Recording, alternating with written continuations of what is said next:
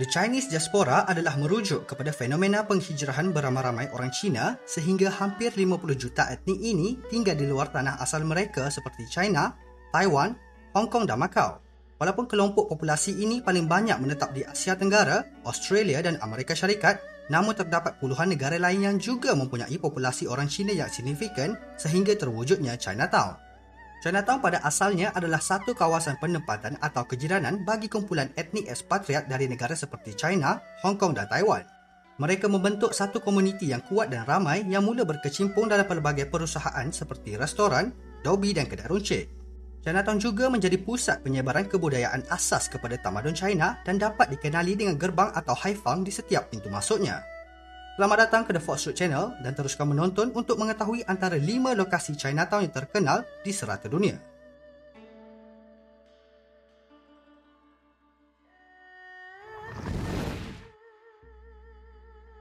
Nombor 1. Bangkok, Thailand.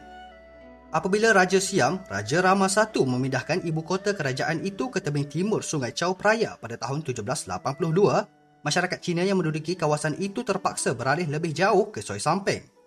Perpindahan ini menandakan permulaan kepada Chinatown Bangkok atau lebih dikenali sebagai Yaowarat dan menjadikannya sebagai salah satu Chinatown tertua di dunia.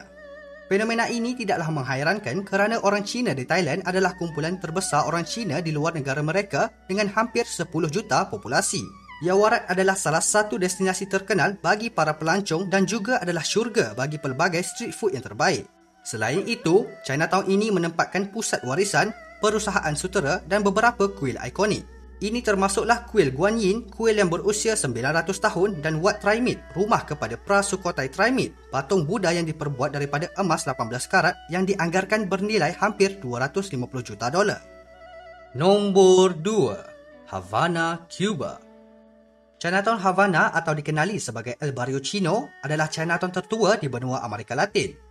Menurut sumber, antara tahun 1847 dan 1874, sekitar 150,000 orang Cina tiba di Havana untuk menampung kekurangan hamba-hamba dari Afrika.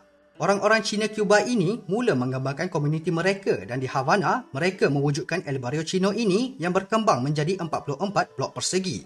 Masakan Cina Cuba yang unik yang menggabungkan rasa autentik Caribbean dan Cina juga mula diperkenalkan. Komuniti Chinatown Havana mula mengembangkan organisasi masyarakat dan kelab sosial seperti Kasino Chung Wah yang ditubuhkan pada tahun 1893. Persatuan komuniti ini terus membantu orang Cina di Cuba hari ini dengan beberapa program pendidikan serta kebudayaan. Mereka juga menerbitkan akhbar mingguan mereka dalam bahasa Mandarin seperti Kuang Wah Po. Namun pada hari ini, El Barrio Chino di Havana ini jelas kekurangan diaspora Cina.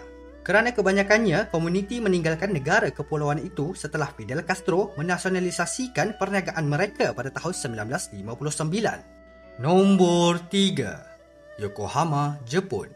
Chinatown di Yokohama, Jepun mula didirikan pada tahun 1959 ketika Jepun mula dibuka untuk perdagangan luar.